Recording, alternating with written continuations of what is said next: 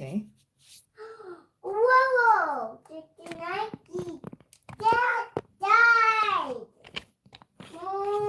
Yes, Addie. Nike did die. All right.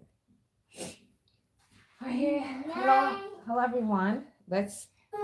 Yes, There we go. Addie. We got some sound. Good. Excellent. We always got to check in with our sound nowadays. Well, hi, cultivators. It is Angeline, and you already heard the team. And today we're going to be talking about microgreens. They're one of the most powerful foods you can grow at home. Microgreens are small, but you get a lot, and it's good for a very great harvest. They are very good for vitamins, antioxidants. It fuels rapid growth. The more you get more nutrients in a smaller portion. So different types of microgreens. There are broccoli that help with cells, clear cells, help detox. Peas, which is plant protein, radish, spicy mix, sunflower, tons of different types of microgreens. So today we're just going to be going into a quick starter on planting our microgreens this morning. So today's a good day to garden. Now let's get started. So today we're going to be doing two different types of microgreens in one tray. In our thumbnail, that was the time I grew microgreens a little earlier on last year. But today we're going to be doing some salad greens. So these are greens to put on the salad. So I have my microgreens tray here. You may have seen it earlier. I was using it to hold water for our seedlings. But this is for our microgreens. This is the proper way to use these trays. So I have a bottom one with some water at the bottom here. That is to create a very moist environment. I have a sheet. You don't necessarily have to have a sheet. You can use a paper towel. And then I have my tray to keep the humidity in. So you can put it this way to keep the humidity in for your microgreens to sprout.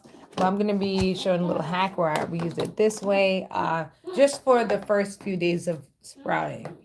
Microgreens usually take just a few weeks. Oh, and I got my little spray bottle. It takes a few weeks, a few days to get going. So they're always very great to eat. Now, I don't make them too much because I always have so many and not enough time to eat it. This is a pretty large tray for the microgreens.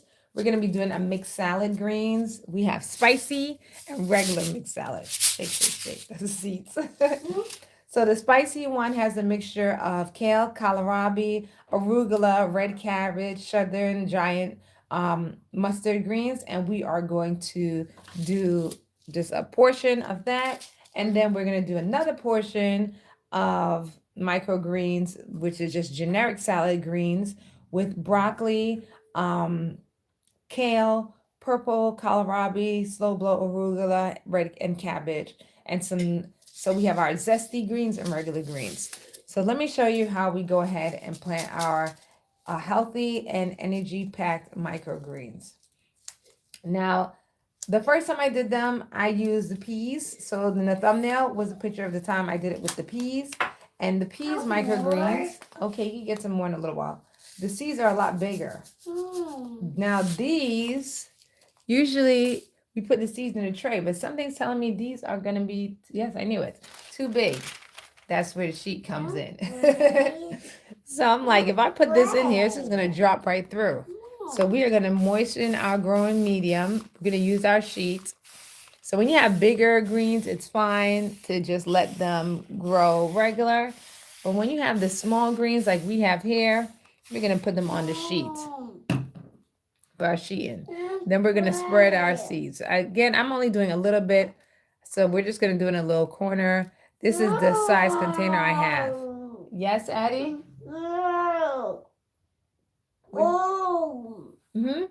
You can drink some more over there. So we are just going to do a little bit of spicy salad and regular salad. So that's our salad. And you do I have a lot more. Let me put more in my hand. And you sprinkle them out. Again, I'm just going to do like a cube or a section. Because, again, there were so many.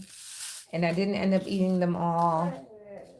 And then I was like giving them away. Oops. Because they grow so fast. But it's okay. You just spread them on there. I mean, some grow on their own. They grow on their own. and we'll be surprised about which greens we have. So you put those on there, and then I'm gonna do the spicy salad mix, which I'm looking forward to because I like spicy. Now I'm looking at this, I should use a smaller container. You can use smaller containers um, for doing your greens. So let's put a little spicy mix in here. So we're just gonna pretty much grow in this quadrant here of our greens container. And that's it. We're not doing a full tray. We're just gonna do a little section. So after you put those on, you spray them to make sure they're moist, and you keep them nice and moist. Now, some people say you have to put it in really dark places. Some people leave it in normal lighting. This room is our north-facing room. The entire chandelier is on right now, so that's why it's well lit. But this is a north-facing room. I had my seeds sprout in a north-facing room before, so that was very helpful.